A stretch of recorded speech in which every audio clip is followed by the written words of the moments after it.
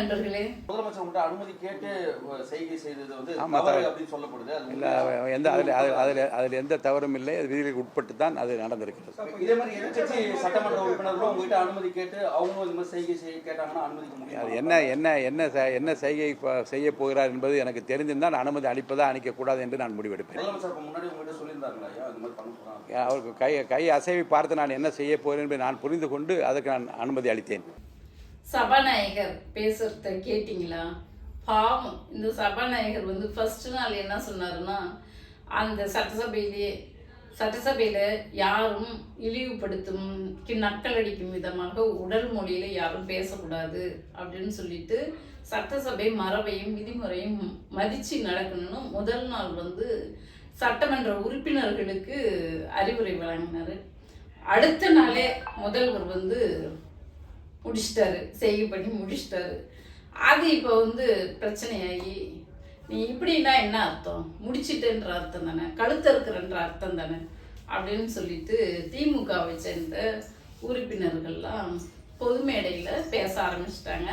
அந்த இவர் மார்கண்டேயன் எம்எல்ஏ அவர் வந்துட்டு எலும்புவே முறிச்சிருவேன் அப்படின்னு சொல்லி பேசவும், இன்னைக்கு சபாநாயகர் வந்து பதில் சொல்லியிருக்கிறாரு.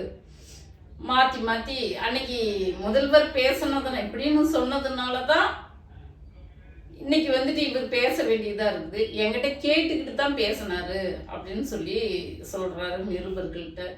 சரி, அப்போ கேட்டுக்கிட்டு தான், அப்போ மற்ற உறுப்பினர்களும் கேட்டுக்கிட்டு அந்த மாதிரி செய்கை பண்ண அனுமதிப்பீங்களா அப்படின்னு சொல்லி கேட்டாக்க, அதுக்கு என்ன பதில் சொல்றாருன்னா, அவங்க என்ன மாதிரி செய்கை பண்ணுவாங்கன்னு கேட்டுக்கிட்டு அது சரியான செய்கையாக இருந்தால் அனுமதிப்பேன் அப்படின்ட்டு சொல்றாரு சபாநாயகர்.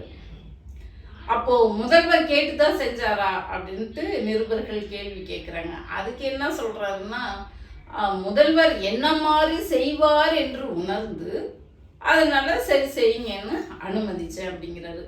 அவர் என்ன மாதிரி செய்வார்னு இவர் எப்படி உணர்வாரு? அப்போ இவர் கழுத்தறுப்பேன்னு சொல்லுவாரு அப்படின்னு உணர்ந்து தான் சரி கழுத்தருங்க என்று சொன்னாரா சபாநாயகர்? அப்போ மற்ற இனிமே எல்லா சட்டமன்ற உறுப்பினர்களும் செய்கை பண்ணிக்கிட்டு தான் இருப்பாங்களா? இப்படி பண்ணுவாங்களா, இப்படி பண்ணுவாங்களா, என்ன மாதிரி செய்கை பண்ணுவாங்க? அப்போ நீங்க வந்து எல்லா உறுப்பினர்களுக்கும் என்ன சொல்ல வரீங்க சபாநாயகர் அவர்களே? முதல் நாள் வந்துட்டு அவர் 2-3 முறை எம்எல்ஏவாக இருந்திருக்காராம். 3 முறை எம்எல்ஏ இருந்தவர் அவருடைய அனுபவத்தில் சட்டமன்ற விதிமுறை மரபு என்னான்ட்டு யாரும் உடல் மொழியில் செய்கை பண்ணக்கூடாதுன்னு சொன்னார். அடுத்த நாளே இப்படி பேசுறது, முதல்வராலேயே சட்ட மரபு மீறப்பட்டது, விதிமுறைகள் மீறப்பட்டது. இன்னைக்கு சபாநாயகர் மாற்றி பேசுவதற்கு காரணமும் முதல்வராகவே ஆயிட்டாரு. முதல்வராலேயே மாநிலத்தில் சட்ட ஒழுங்கு பிரச்சனை ஏற்படுது. அப்படி ஒரு பக்கம் இருந்தாலும் இன்னொரு விஷயத்துக்கு விளக்கம் கொடுத்தாரு. ஒரு கருத்தை சொல்லிவிட்டு அதற்கு பதில் கிடைக்கும் வரை காத்திராமல் சட்டமன்ற உறுப்பினர்கள் மாண்பு உறுப்பினர்கள் வெளியேறுவது பொதுவாக யாரும் ஏற்றுக்கொள்ள முடியாத ஒன்று.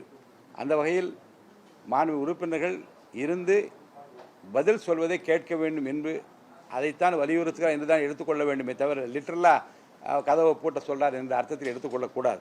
இப்போ ஏற்கனவே நான் சொன்ன மாதிரி மார்கண்டேயன் விளாத்திக்குளம் எம்எல்ஏ, நீ என்னை உள்ளே வச்சு பூட்டினா நான் எலும்பை முறிச்சுட்டு தான் வெளியே வருவேன்னு சும்மா இந்த பேச்செலாம் யாரால வந்தது, யாரால பேச வச்சாங்க? அதுக்கு ஒரு புதுசாக ஒரு டெஃபினேஷன் ஒன்று கொடுத்துருக்கிறாரு சபாநாயகர். நீங்கள் வந்துட்டு கேள்வி கேள்வி அவதூறு சொன்னீங்க, அப்போ நான் பதில் சொல்லும்போது உள்ளே உட்காந்து கேட்கணும்ல. அப்போ நீங்கள் வெளியே ஓடனாக்க நான் உங்களை உள்ளே வச்சு பூட்டிட்டு தான் செய்வேன்ற, பூட்டிட்டு தான் பேசுவேன் அப்படிங்கிற அர்த்தத்தில் நம்ம புரிஞ்சிக்கணுமா? அந்த அர்த்தத்தில் தான் சொன்னாருன்ட்டு நம்ம புரிஞ்சிக்கணும்னு சபாநாயகர் சொல்கிறாரு. ஆனால் 3 முறை எம்எல்ஏவாக இருந்தவருக்கு சட்டமன்ற அனுபவம் பல ஆண்டுகளாக 20 வருஷம் 30 வருஷமா அரசியல் அனுபவம் இருக்கு அப்படின்னு சொல்கிற சட்டசபை தலைவர் அவர் பிரபாகரன் ஐயா அவர்களுக்கு, இவ்வளோ எக்ஸ்பீரியன்ஸ் ஆனவங்களுக்கு வெளிநடப்பு என்பது எதிர்கட்சிகளின் உரிமை, அதுவும் சட்டத்துக்கு உட்பட்டது தான் அப்படின்னு ஏன் தெரியாமல் போயிடுச்சு? முதல்வர் பேசினாக்கா உள்ள வச்சு பூட்டிவிட்டு நீங்க வந்து பேசுவீங்களா? எதிர்கட்சிகளை உள்ள விட்டு பூட்டிவிட்டு. அப்போ இவ்வளவு அனுபவம் வாய்ந்த சட்டப்பேரவை தலைவர், அப்போ முதல்வரோட பாடி லாங்குவேஜ், உடல் மொழிக்கும் அவருடைய பேச்சுக்கும் ஏற்ற மாதிரி சட்ட மரபையும் விதிமுறையும் மாத்திக்கிறாரு. நேத்து ஒண்ணு பேசுறாரு, இன்னைக்கு ஒண்ணு பேசுறாரு, நாளைக்கு ஒண்ணு பேசுறாரு. அவருடைய அரசியல் அனுபவத்துல இவ்வளவு நாளா என்ன பேசி என்ன விதிமுறைகளை பின்பற்றி வந்தாரோ அதை முதல்வருக்கோசரம் மாத்தி பேசுறாரு அப்படின்னா இதுல என்ன? இதெல்லாம் வந்துட்டு சட்டம் விதிமுறைகளை பின்பற்றும் சபாநாயகராயிரு.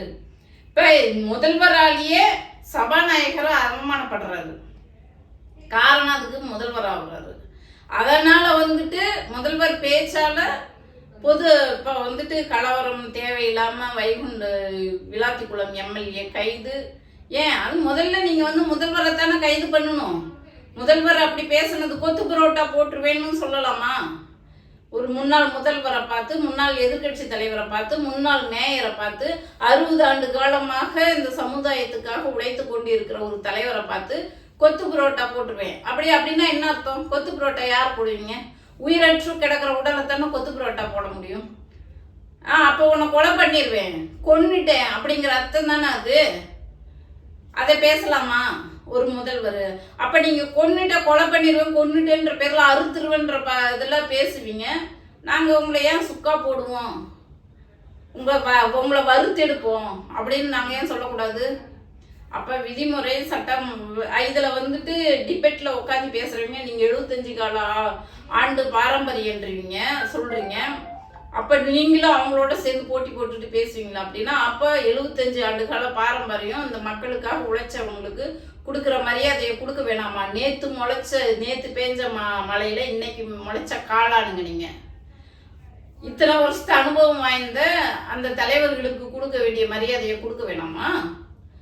அப்ப நீங்க விதிமுறைகளை மீறும்போது, மரபுகளை மீறும்போது உங்க மொழியில தான் உங்களுக்கு பேசி நாங்க புரிய வைக்க முடியும். என்ன அப்ப வந்துட்டு இந்த டேஷ்ங்கிறதுக்கு என்ன மொழி, என்ன அர்த்தம், அதுக்கு என்ன தமிழ் மொழி அப்படின்னு எல்லாம் பேசிட்டு இருக்க முடியாது. நீ டேஷ் போட்ட நாங்க டேஷ் முதல்வர்னு தான் சொல்லுவோம். நீ நல்லா வாயில வந்துருன்னா எங்க வாயில என்னென்ன வருதுன்னு தான் காட்டுவோம். சரிங்களா? அப்போ இந்த மாநிலத்துல சட்ட ஒழுங்கு பிரச்சனை ஏற்படுவதற்கு இந்த முதல்வரே காரணகர்த்தாவா இருக்கிறாரு. அதே போல டிவிகே சார்பாக வந்து டிபேட்ல உட்காந்து பேசுறவங்களாம் அவங்களும் வந்து இந்த முதல்வர் செய்யற செயலுக்கு பதில் கொடுக்கிற விதமாக, தப்ப கட்டுற விதமாக பேசுறதுனால அவங்களும் அங்க அவமானப்படுறாங்க. முதல்வர் அவங்க கூட்டணி கட்சி சார்பா வந்து பேசுறவங்களும் அங்க அவமானப்படுறாங்க, கூனி குறுகி உட்கார்றாங்க. இதுக்கு எல்லாம் காரணம் இந்த முதல்வராகத்தான் இருக்காரு. ஏன்னா தகுதி இல்லாத ஒரு முதல்வர், அரசியல் அனுபவம் இல்லாத ஒரு முதல்வர், அறமற்ற முதல்வர், ஒழுக்கம் இல்லாத முதல்வர். அதனால இந்த மாதிரி இந்த தமிழ்நாடே இவருக்கு முதல்வராக பொறுப்பேற்றதுக்கு அப்புறம் ஒரு வன்முறையாகவும் சட்ட விதிமுறைகள் மீறியும் சட்டம் ஒழுங்கு இல்லாமலும் இப்படித்தான் இருக்கு. உங்களுடைய கருத்து என்னன்னு வந்து கமெண்ட்ல சொல்லுங்க. நன்றி.